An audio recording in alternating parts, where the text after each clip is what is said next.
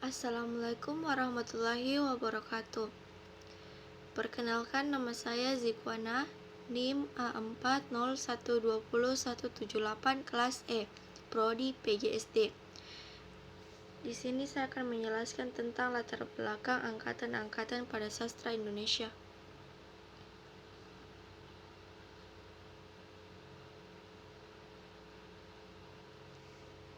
Angkatan Balai Pustaka dalam sejarahnya, awal mula Balai Pustaka terbentuk ketika pemerintahan kolonial Belanda mendirikan komisi untuk bacaan sekolah pribumi dan bacaan rakyat pada 14 September 1908.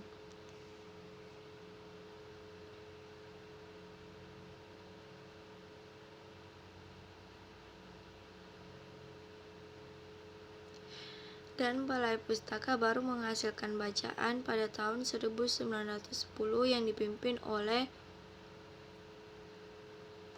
Dr. D.A. Reinkas sampai tahun 1916 dengan tugasnya adalah memajukan moral dan budaya serta meningkatkan apresiasi sastra.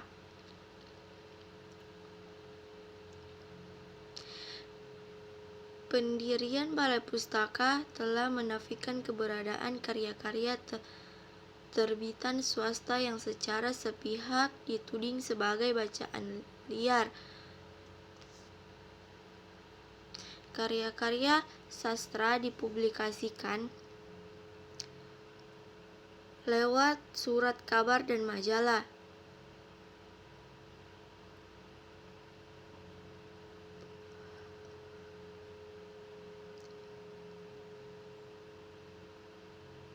Penetapan bahasa Melayu mendorong munculnya sastrawan yang menguasai bahasa Melayu, dan mereka datang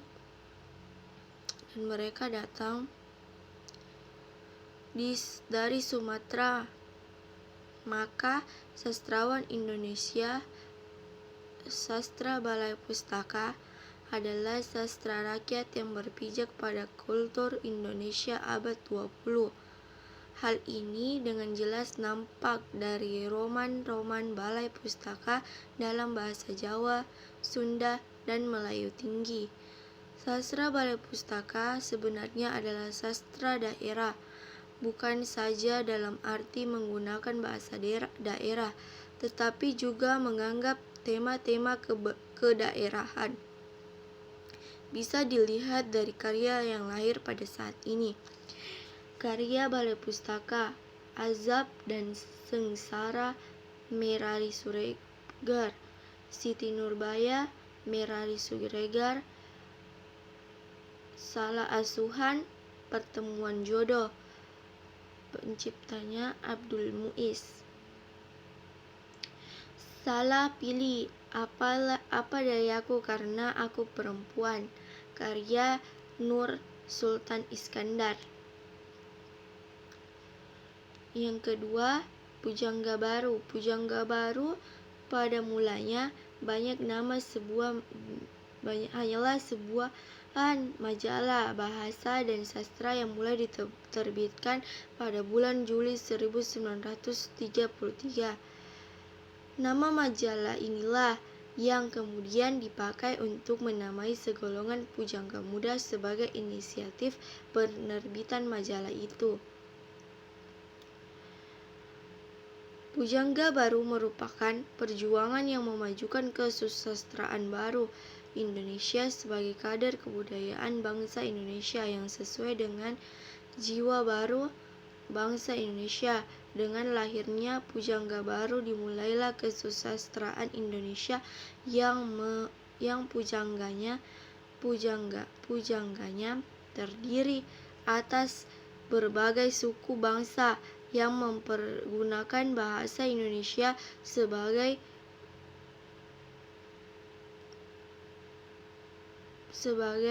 bahasa perjuangan.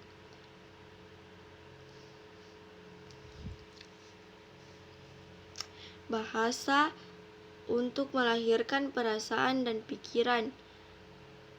menuju cita-cita yang luhur dan yaitu kemerdekaan dan kemajuan bangsa. Semangat yang mendorong lahirnya pujangga baru ialah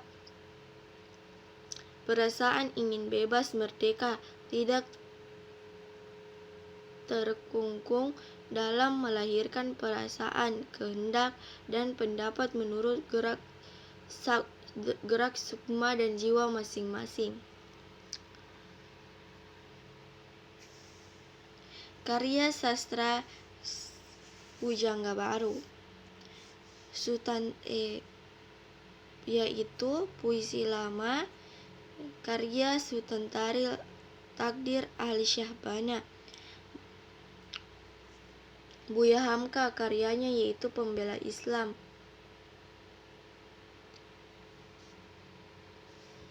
Dan ada adat Minangkabau dan agama Islam. Tengku Hamzah mulai menyiarkan sajak-sajak karyanya ketika masih di Solo. Majalah Timbol yang diasuh Sanusi Pane. Amir Hamzah menyiarkan puisinya berjudul Mabuk dan Sunyi.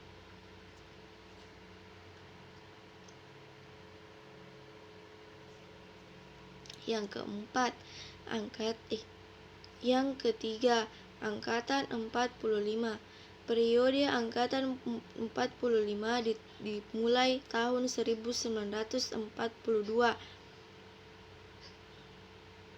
Tidak lama sesudah masuknya Jepang ke Indonesia. Periode ini merupakan pengalaman dan saat yang penting dalam sejarah bangsa dan juga sastra Indonesia. Pada masa itu Jepang melarang penggunaan bahasa Belanda dan diganti dengan bahasa Melayu. Hal ini memberi dampak pada intensifikasi pada penggunaan bahasa Melayu atau Indonesia, dan tentu saja pada intensifikasi penggunaan bahasa Melayu atau Indonesia. Mengintensifikasikan perkembangan penamaan angkatan ini dengan nama Angkatan 45 didasarkan pada peristiwa politik, yaitu kemerdekaan.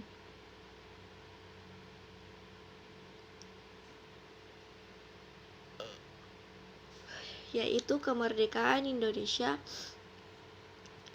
Selain nama tersebut, ada beberapa nama yang digunakan dengan maksud yang sama. Nama tersebut antara lain Angkatan Kemerdekaan, Angkatan Pembebasan, Angkatan Perang, Angkatan Sesudah Perang, Angkatan Sesudah Pujangga Baru. Karya sastra Angkatan 45 yaitu Chairil Anwar, karyanya 3 Menguak Takdir.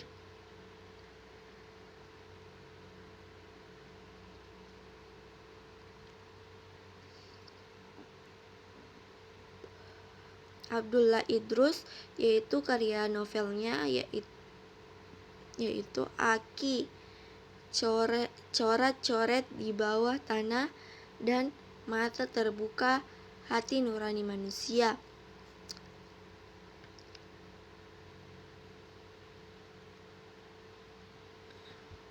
Yang kelima, Angkatan 50.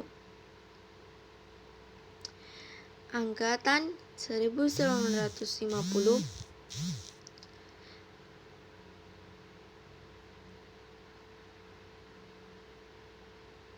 ditandai dengan terbitnya majalah sastra Kisah Asuhan H.B. Jasin. Ciri angkatan ini adalah karya sastra yang didominasi dengan cerita pendek dan kumpulan puisi. Majalah tersebut bertahan sampai tahun 1956 dan diteruskan dengan majalah sastra lainnya. Sastra pada angkatan ini muncul gerakan komunis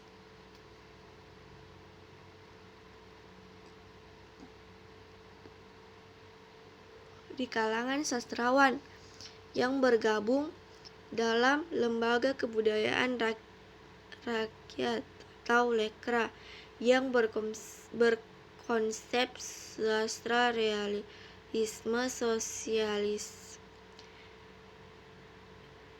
Timbullah perpecahan dan polemik yang berkepanjangan di antara kalangan sastrawan Indonesia pada awal tahun 1960 menyebabkan mendeknya perkembangan sastra karena masuk keadaan politik praktis dan berakhir pada tahun 1965 dengan pecahnya G30S di Indonesia. Penulis dan karya sastra angkatan 1950. Pramodya Ananta Tur Ranji dan Bekasi, karyanya Ranji dan Bekasi, Bukan Pasar Malam, Tepi Kali, Bekasi, Keluarga Gerilya, Mereka yang Dilumpuhkan, Perburuan, Cerita dari Blora, Gadis Pantai. Terus karya N.H. Dini, karyanya Dua Dunia dan Hati Jang Damai. Sitor Sitomorang dalam sajak karyanya di Jalan Mutiara, kumpulan 3 sandiwara, Pertempuran dan Salju di Paris, Surat Kertas Hijau dan Surat Kertas Hijau kumpulan. Angkatan 66. Angkatan ini ditandai dengan terbitnya Horizon, majalah sastra pemimpin Mokhtar Lubis.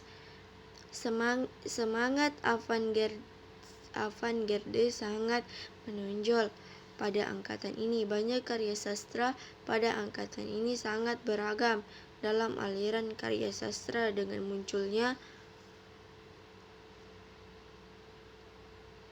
karya sastra beraliran surrealistik, arus kesadaran, arketip, dan absurd. Penerbitan Pustaka Jaya sangat banyak membantu dan menerbitkan karya-karya sastra yang pada masa ini. Sastrawan pada angkatan 1950 juga termasuk pada kelompok ini adalah Motinggo Bushe, Purnawan Jongronegoro, Jamil Suherman, Bursruwasonto, Gunawan Muhammad, Supardi Djoko Damono, dan Satgasraga.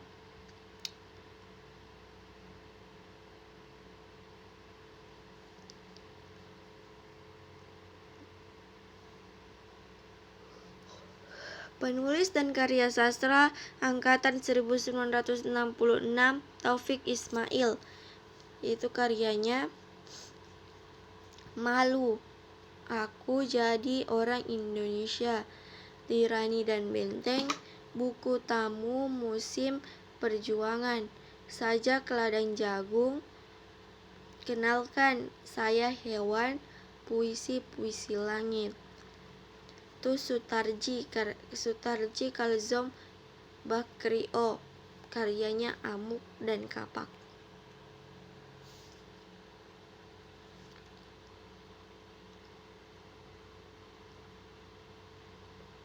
Angkatan 80 Hilman Hariwijaya, penulis cerita pendek, ditandai dengan banyaknya roman percintaan dan karya sastra wanita yang menonjol pada masa tersebut, yaitu Margate.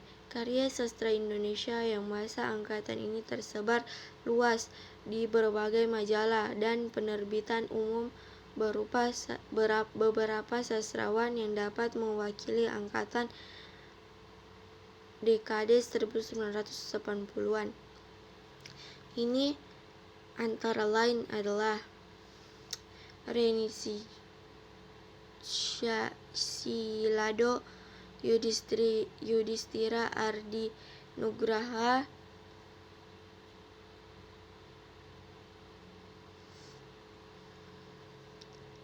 pertemuan hati. Salah satu ciri khas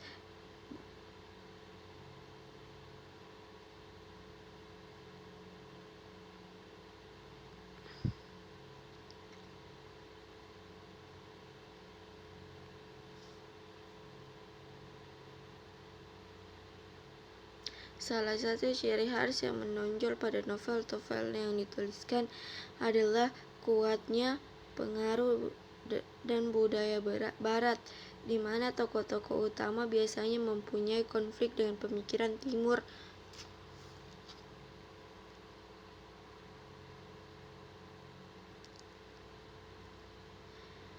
Karya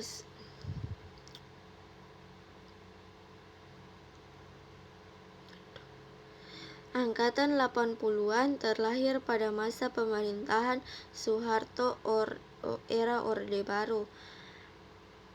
Soeharto pada masa itu masih menduduki suatu jabatan militer dan sebagai Presiden Republik Indonesia.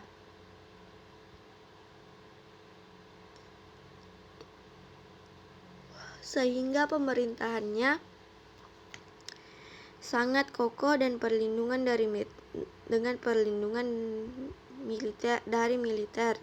Orde Baru mempunyai ciri yaitu semua keputusan terproses pada presiden dan hak bersuara sangat dibatasi ketika ada sebuah karya yang sifatnya dianggap provokasi.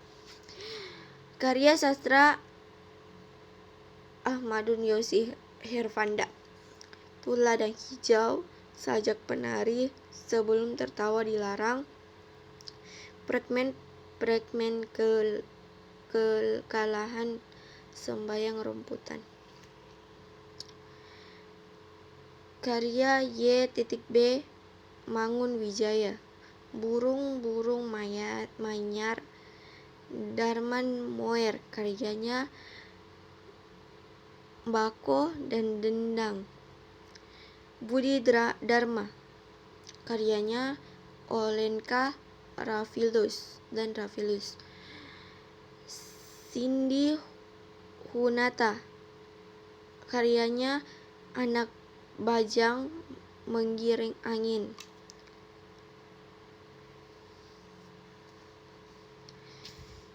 Aswendo Atmowiloto, karyanya Canting. Hilman Hariwijaya, karyanya Lapus sampai 28 novel. Lapus Kecil, Olga Sepatu Roda, dan Lapus ABG.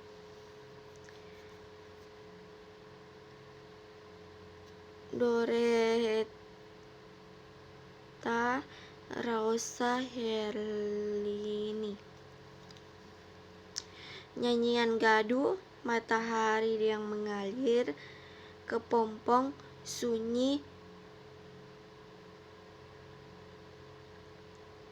Mika Ilalang, Mimpi Gugur Daun Zaitun.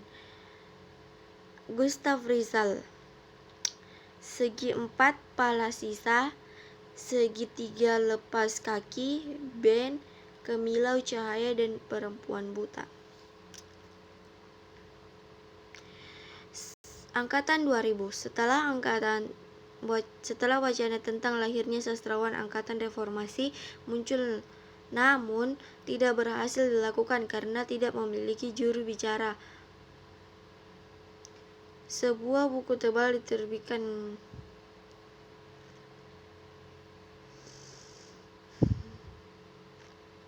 Seratus lebih penyair, cerpenis, novelis, esais, dan kritikus sastra dimasukkan ke dalam angkatan 2000, termasuk mereka yang sudah mulai menulis sejak tahun 1980-an. Seperti Afrizal Malna, setelah terjadi reformasi, ruang gerak masyarakat pada awalnya merasa selalu dibekap dan terganjal oleh gaya pemerintahan Orde Baru yang bersifat tiba-tiba memperoleh saluran kebebasan yang leluasa. Kesusastraan seperti dalam sebuah pentas terbuka dan luas pada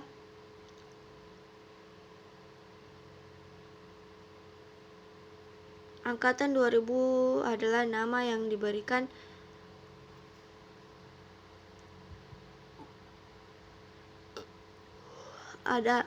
oleh Korrie Layun Rampan. Ada sejumlah pengarang yang melahirkan wawasan estetik baru yang pada tahun 1900-an, dan tokoh-tokoh angkatan ini adalah Afrizal Malna, Seno Gumira,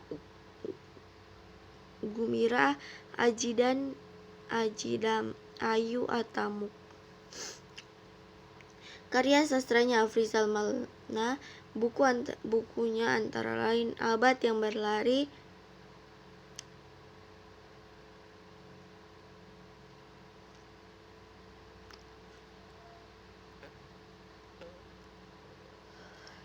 Perbedaan Sastra Kontekstual yang Terdiam dalam Mikrofon Arsitektur Hujan, Biografi of Reading, Kalung dan dari Teman, Suatu Indonesia, Essay